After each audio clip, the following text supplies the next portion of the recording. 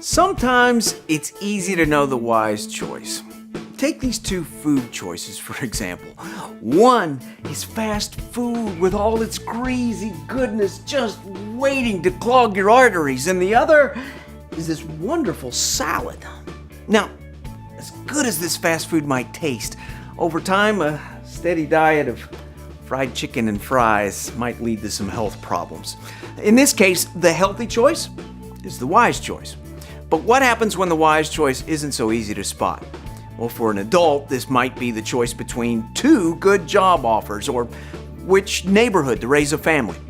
For a kid, this might be deciding who to sit with at lunch, which party invitation to accept when both invitations are from good friends who just happen to schedule their parties at the same time, or even deciding which summer camp to attend.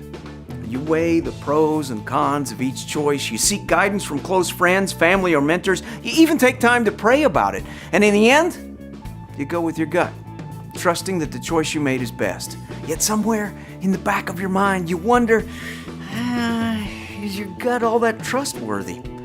See, wisdom isn't always cut and dry. As our kids grow up, they'll soon learn that not every decision they have to make is as black and white as we might like. That's why giving kids a strong foundation of wisdom is important.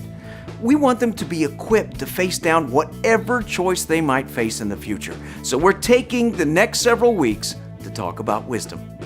We define wisdom as finding out what you should do and doing it. We're hoping to help kids dig deep into the Bible and discover some of God's wisdom along the way. After all, finding wisdom isn't so difficult. All you have to do is look. And what they find will be a valuable treasure that God wants to give them. Like James says in our memory verse for the month, chapter 1, verse 5, if any of you needs wisdom, you should ask God for it. He will give it to you. God gives freely to everyone and doesn't find fault. And we'll start the hunt for wisdom with a familiar moment from Jesus' life when he was a boy. In Luke 2, we find Jesus in his Father's house. He knew this is where he needed to be in order to gain wisdom and understanding. We learn that Jesus grew in wisdom as well as in his relationships with others and God. For the rest of the month, we'll help kids discover the wisdom in the choices they make, the friends they find, and the life they can live trusting God. With those ideas in mind, for week 2, we head to Proverbs 22:3. A prudent man sees danger and takes refuge, but the simple keep going and suffer for it. Or, in other words, look before you leap.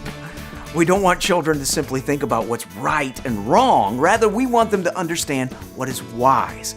And wisdom is connected to the words given to them by a loving God who has their best interest in mind.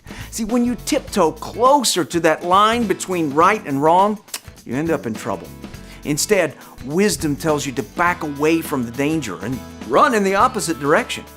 In week 3, we'll continue the hunt for wisdom with something else Solomon wrote in Proverbs 13:20. He who walks with the wise grows wise, but a companion of fools suffers harm. We'll see what happened with one of Solomon's sons, a young man by the name of Rehoboam. See, the story of Rehoboam is an interesting story because here was a young man who, once he got the advice of his elders, disregarded and ignored the advice and listened to his peers and friends. The consequences were devastating. We simply want children to understand that it is very important that they seek wisdom from the right people, the kind of people who care about them because they care about their relationship with God. Finally, we'll look at Proverbs 3:5-6, where Solomon wrote, "Trust in the Lord with all your heart. Do not depend on your own understanding. In all your ways, obey Him. Then He will make your paths smooth and straight." When it comes to wisdom, we want every child to grow up and say, "I can trust God no matter what." And because of how they trust Him, they'll also realize they can treat others the way they want to be treated and make wise choices regardless of their circumstances. The principle is simply this. When a child realizes how much Jesus really loves them, what He did so they could have a relationship with God, and when that child makes a relationship with God and His words a priority in his or her life, then they will have the power and wisdom they need to live out a bigger and better story.